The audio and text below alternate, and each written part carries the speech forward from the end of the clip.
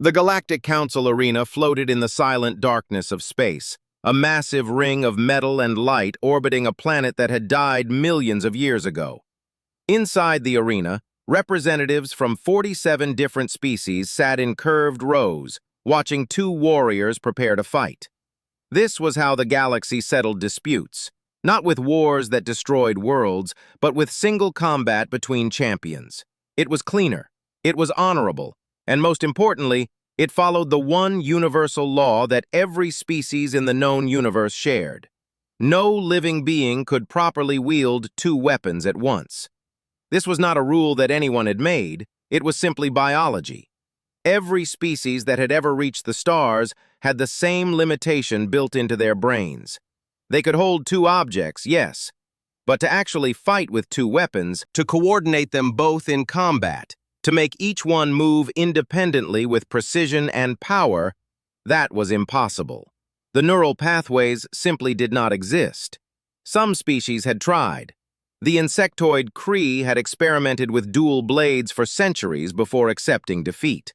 The reptilian Vesh had genetic records of warriors who trained for decades, only to admit they could never make it work.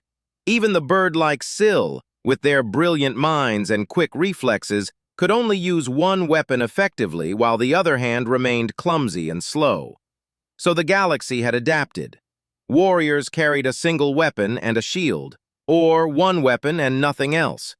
Combat doctrine, military academies, and 10,000 years of warfare had all been built around this simple fact of biology.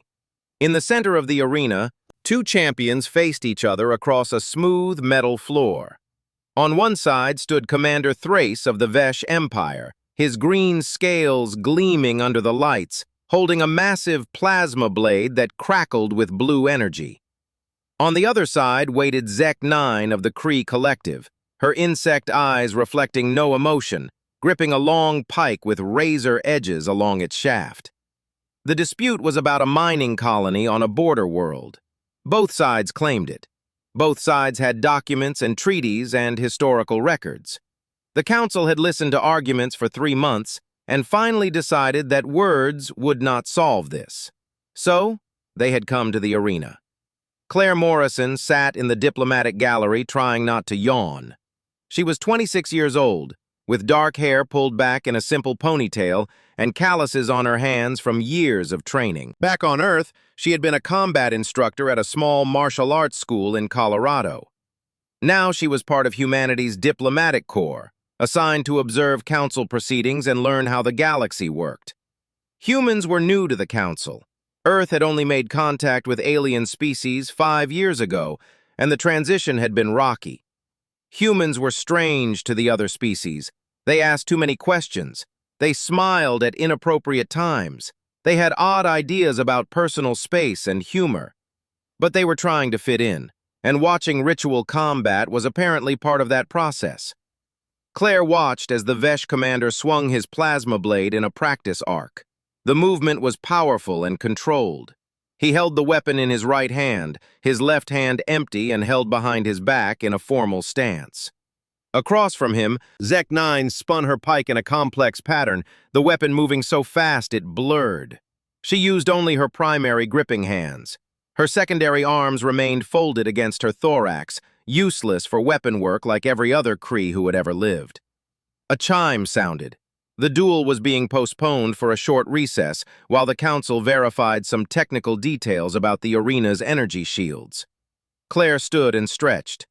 3 hours of sitting was making her legs stiff. Around her, other diplomats and observers were doing the same, speaking in a dozen different languages and communication methods.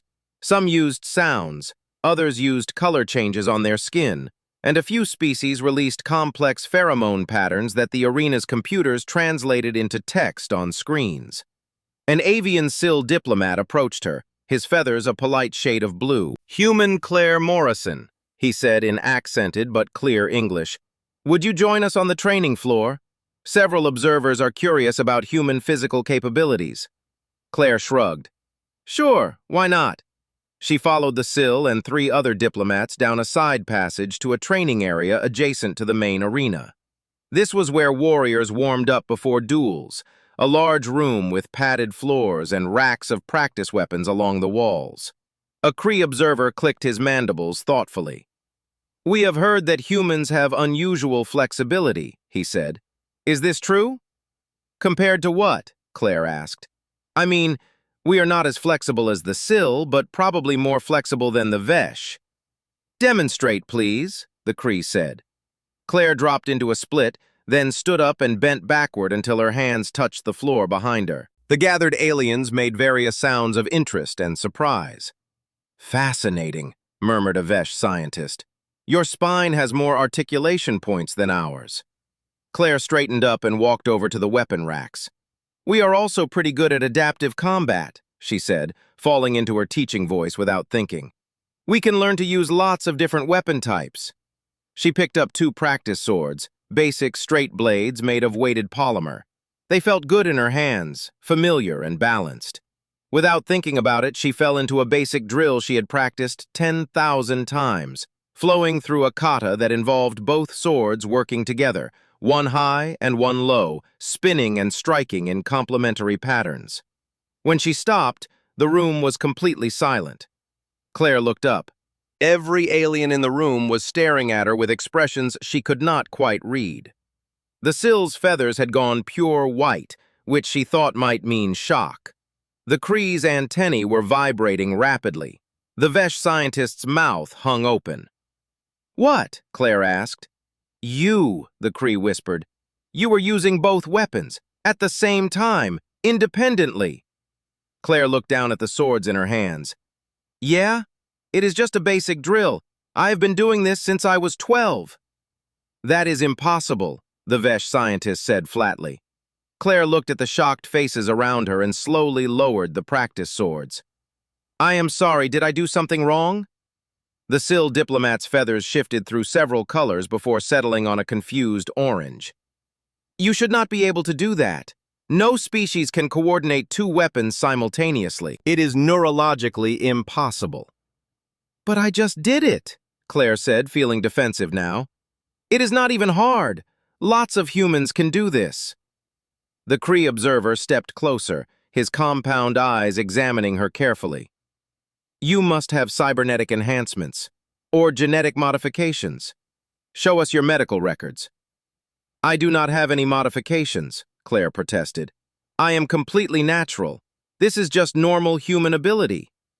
Within minutes, the training room had filled with more observers. Word had spread through the arena that something impossible was happening. The Vesh scientist returned with a portable medical scanner and insisted on examining Claire immediately. She stood still while the device hummed and beeped, running light patterns over her body. The scientist stared at the readouts, his scaled face showing confusion. No cybernetics, no genetic manipulation, no neural implants. He looked up at Claire with something like fear in his eyes. "You are biologically standard for your species." "I have been trying to tell you that," Claire said. The Kree observer clicked his mandibles sharply. "Then demonstrate again. Prove this is not some trick or illusion." Claire picked up the 2 swords again. This time she moved slower, making sure everyone could see clearly. She started with simple movements, crossing the blades in an X pattern, then separating them to strike at different angles. She showed them a defensive sequence where one sword blocked high while the other blocked low. Then she demonstrated a flowing combination where the swords spun in opposite directions, creating a pattern that would be nearly impossible to penetrate. The gathered aliens watched in absolute silence. "In human history, we have many fighting styles that use 2 weapons," Claire explained as she moved. "Some cultures used 2 swords. Others used a sword and a knife. Some used 2 sticks or 2 axes. There are written records of this going back thousands of years." "Impossible," the Vesh scientist repeated, but his voice was weaker now. Claire stopped moving and looked around the room. "Do you want me to prove that other humans can do this too? Because I can call some of my colleagues." The Kree observer nodded sharply. "Yes, bring them! I must see this." Claire pulled out her communication device and sent a quick message to the human delegation's security team. 3 guards arrived within 10 minutes, looking confused about why they had been summoned to the training floor. Ben Cooper was 45 years old, a former soldier with gray hair and steady hands. He picked up 2 short practice batons and immediately fell into a Filipino stick-fighting pattern, the batons whirling and striking with practiced precision. Linda Hayes was 32, tall and athletic. She chose 2 curved practice blades and demonstrated techniques from her background in Chinese martial arts, the weapons moving in circular patterns that complemented each other perfectly. Danny Price was the youngest at 23, but he had trained in historical European martial arts since childhood. He selected a practice rapier and a practice dagger, showing the classic sword and dagger combinations that human fencers had used centuries ago. 3 completely different humans, 3 completely different fighting styles, but all of them wielding 2 weapons with perfect coordination. The training room had become crowded now. Diplomats and observers from dozens of species packed the space, watching with expressions ranging from wonder to terror. Claire could hear urgent conversations in multiple languages, and she saw several aliens speaking rapidly into communication devices. The main arena's chime sounded, calling everyone back for the resumption of the duel between the Vesh and Kree champions. But nobody moved. The original dispute seemed completely forgotten now.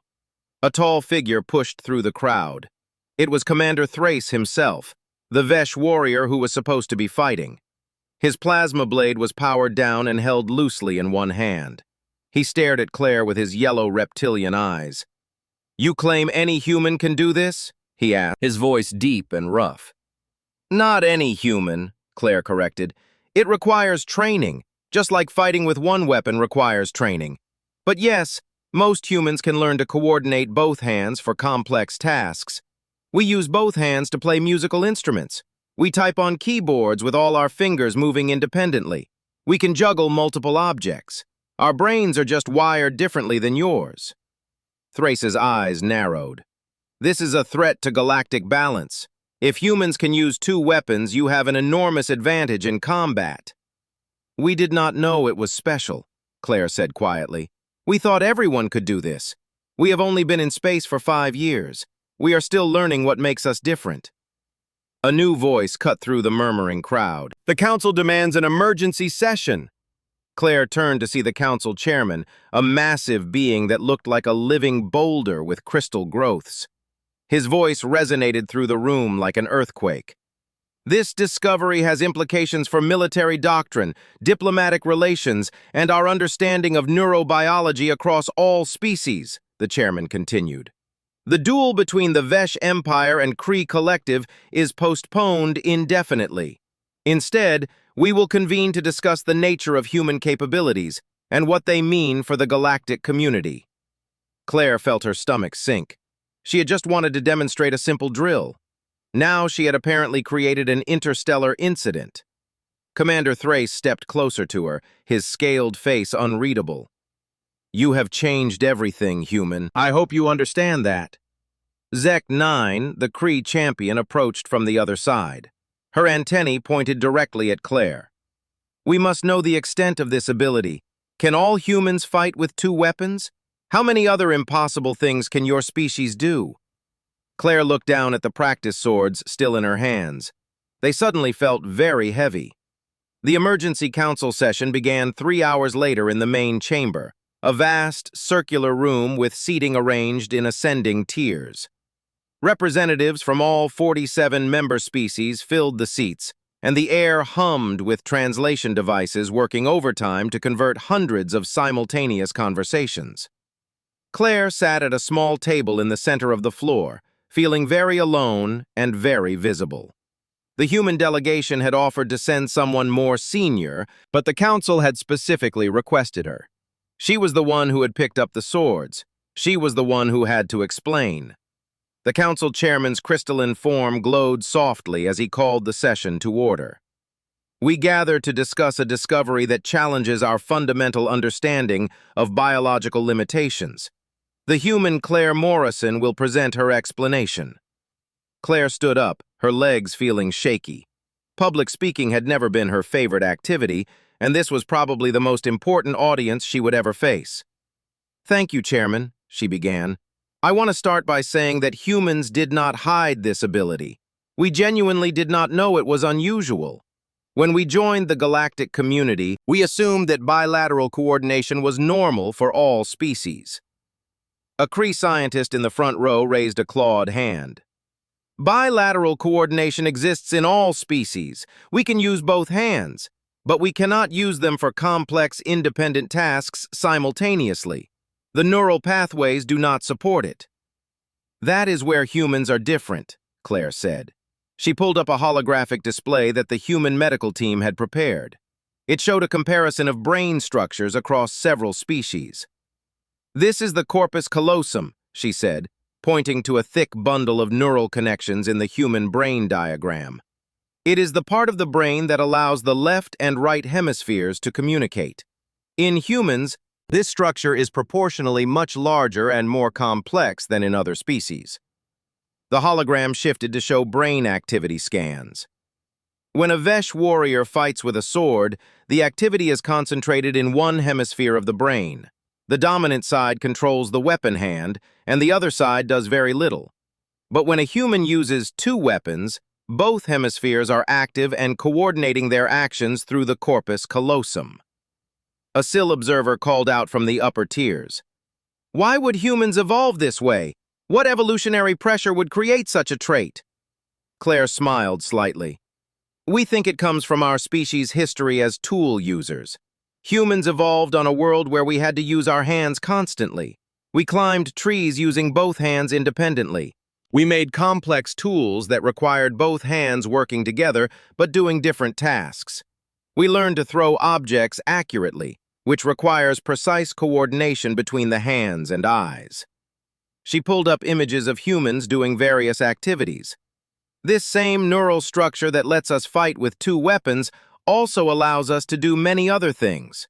We can play musical instruments where each hand performs a completely different pattern. We can type on keyboards using all 10 fingers independently.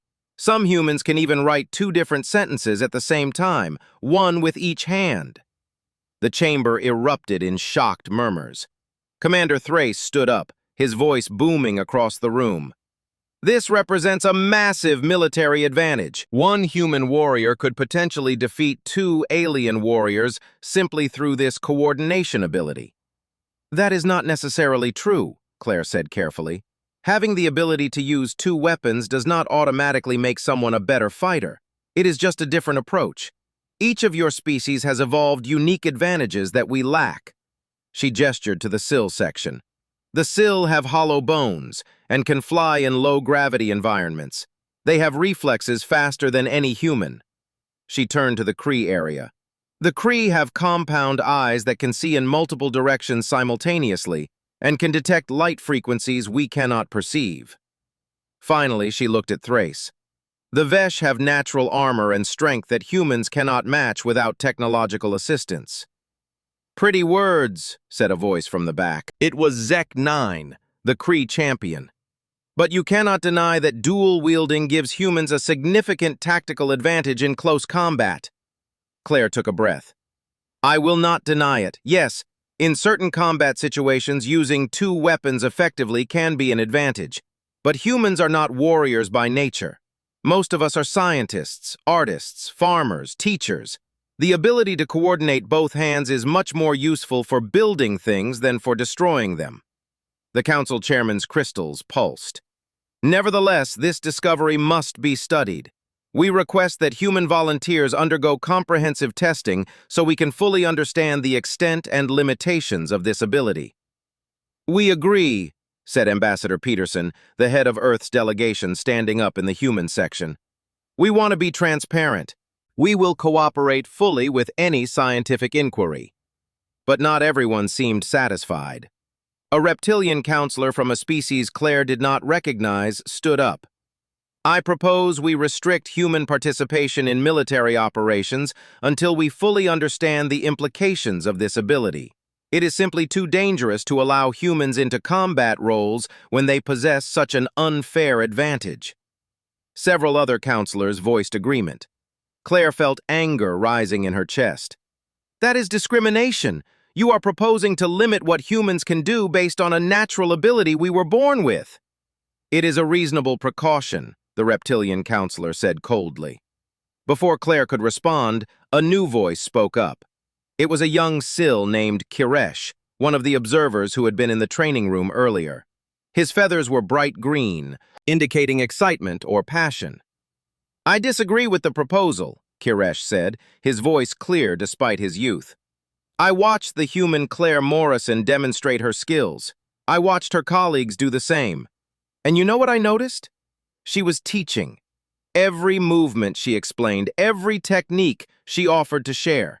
She was not threatening us. She was trying to help us understand. Kiresh's feathers shifted to a warm gold color. After the demonstration, I asked her to teach me. I wanted to see if perhaps other species could learn this skill even if it does not come naturally. She agreed immediately. She spent an hour working with me, showing me basic coordination exercises. He held up 2 practice sticks. I am terrible at it. My brain does not work the way hers does. But she was patient and encouraging. She celebrated every tiny bit of progress I made. Kiresh looked around the chamber. That is what I saw in the humans. Not warriors looking for an advantage, but teachers willing to share knowledge. Should we punish them for that? The chamber fell quiet.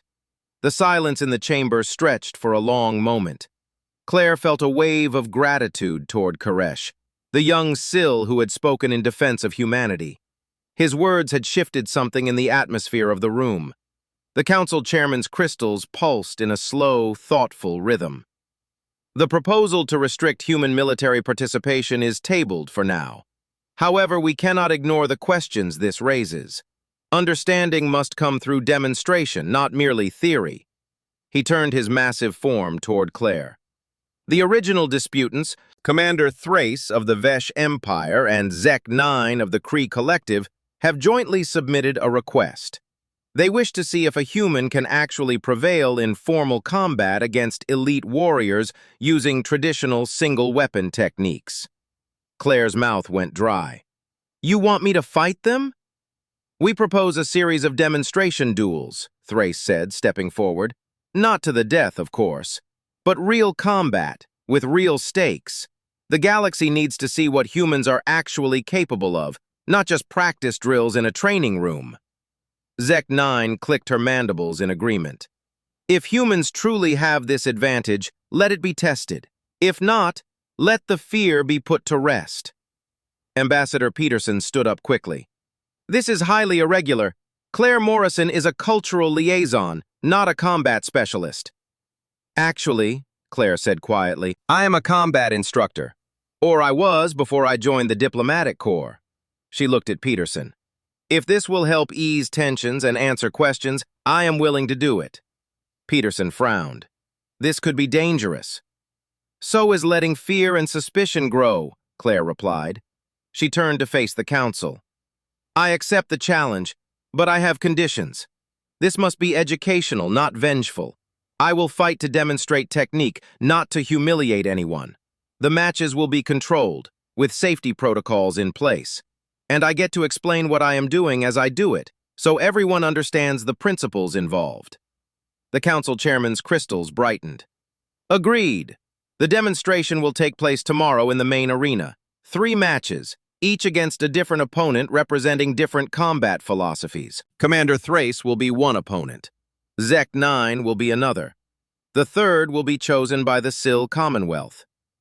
Kiresh's feathers turned bright blue with surprise when his mentor, an older Sil warrior named Vex, was selected as the third opponent. Vex was known throughout the galaxy as a master of aerial combat, using an energy whip while flying in low-gravity environments. That night, Claire barely slept. She lay in her quarters aboard the human delegation ship, staring at the ceiling and running through techniques in her mind. She had fought in tournaments before, won medals and trophies. But this was different. This was not about personal glory. The entire galaxy would be watching, judging humanity based on what she did. Her communicator chimed softly. It was a message from Kiresh. I believe in what I said today. You are a teacher, not a conqueror. Show them that tomorrow. Good luck. Claire smiled in the darkness and finally fell asleep. The arena was packed the next day. Every seat was filled, and observers stood in the aisles. Cameras from 100 different news organizations hovered in the air, broadcasting to billions of beings across the galaxy. Claire walked onto the arena floor wearing simple training clothes and soft boots. At the weapon rack, she selected 2 straight swords, both made of the same polymer material used in official duels. They were lighter than real blades, but perfectly balanced. Her first opponent was Zek-9. The Kree warrior entered from the opposite side, carrying her precision pike, a weapon nearly twice her height with a gleaming point and razor edges along its length. The referee, a neutral council official, explained the rules. The match would end when one fighter yielded, was disarmed, or when sensors detected 3 solid hits. Killing strikes were forbidden, and medical teams stood ready. The starting chime sounded. Zek-9 moved first, her pike darting forward with incredible speed. The weapon had superior reach, and she used it expertly, keeping Claire at a distance with a series of quick thrusts and sweeps. Claire moved backward, using both swords defensively. One blade swept Zek-9's pike to the side, while the other remained ready to parry the next strike. This was the first advantage of dual wielding, continuous defense. With 2 weapons, she could block and prepare for the next block simultaneously. "Notice how I can maintain a defensive barrier?" Claire called out, her voice projected by arena speakers. "One weapon deflects while the other is already in position for the next defense." Zek-9 pressed the attack, her pike moving in complex patterns. But Claire's 2 swords created overlapping zones of protection that were difficult to penetrate. Every thrust was met by one blade or the other, sometimes both. Then Claire shifted tactics. Instead of just defending, she began to advance. One sword swept the pike high while the other darted low, forcing Zek-9 to choose which threat to counter. The Kree warrior was skilled enough to handle it at first, but the constant dual pressure began to create openings. Claire saw her chance and took it. She trapped the pike between her crossed swords and twisted, using leverage to pull it from Zek-9's grip. The weapon clattered to the floor, and Claire's blade touched gently against the Kree's thorax. "Match to the human," the referee announced. The crowd erupted in noise, but Claire immediately stepped back and bowed respectfully to Zek-9. She walked over, picked up the pike, and handed it back to her opponent. "You are incredibly skilled," Claire said. "In a different situation with different rules, this could have gone very differently. Thank you for the honor of facing you." Zek-9's antennae dipped in what Claire had learned was a Kree gesture of respect. The second match was against Commander Thrace. The Vesh warrior activated his plasma blade, and the weapon hummed with barely contained energy. This was a power fighter, someone who relied on strength and aggression. The chime sounded, and Commander Thrace launched forward with devastating force. His plasma blade came down in a powerful overhead strike that would have cut through armor. Claire crossed both her swords above her head, catching the blade between them and redirecting the force to the side. "When facing a power fighter," Claire called out, her voice steady despite the effort, "2 weapons can distribute the impact. One blade alone might not withstand this force, but 2 together can." Thrace recovered quickly and swung horizontally. Claire ducked under the strike and used one sword to deflect his follow-up while the other probed toward his midsection. He had to leap backward, and for the first time, the massive Vesh warrior was the one retreating. The fight continued for several intense minutes. Thrace was strong and experienced, his plasma blade leaving trails of blue light in the air. But Claire used her 2 swords like a shield and spear combined, one always defending while the other sought openings. Finally, she saw her opportunity. Thrace committed to a powerful thrust, putting all his strength behind it. Claire sidestepped and used one sword to guide his blade past her, while the other swept around and tapped firmly against his exposed neck. "Match to the human," the referee announced again. This time the crowd's reaction was more subdued, more thoughtful. They were beginning to understand that they were watching something new, a different philosophy of combat. Thrace powered down his blade and looked at Claire with what might have been respect in his yellow eyes. "You fight with honor," he said simply. "So do you," Claire replied, bowing. The third match would be the most challenging. Vex, the Sill warrior, could fly. The arena's gravity was reduced to 30%, allowing the bird-like alien to use his natural advantages. Vex carried an energy whip, a weapon that could extend and retract, changing length unpredictably. He launched into the air immediately, his wings spreading wide, and attacked from above. The whip cracked down toward Claire's head. She crossed her swords to catch it, but Vex yanked the weapon back and circled around, attacking from a different angle. He was using three-dimensional space, coming at her from directions that a ground-bound opponent could not easily defend. Claire tried to track his movements, using both swords to create a defensive sphere around herself. But Vex was fast and smart, using his aerial mobility to strike and retreat before she could counter. The first hit registered against Claire's shoulder, then a second against her leg. She was losing. "In combat," Claire called out, breathing hard, "no advantage is absolute.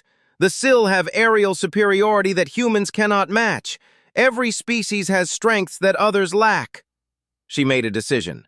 Instead of just defending, she threw one of her swords. The blade spun through the air toward Vex. He dodged easily, but the distraction gave Claire the moment she needed. She sprinted forward in the low gravity, using the reduced weight to leap higher than she normally could. Vex's whip came around for another strike, but Claire was inside his range now. She used her remaining sword to bat the whip aside, and then grabbed Vex's ankle as gravity pulled them both down. They landed together, and Claire's blade touched against Vex's chest.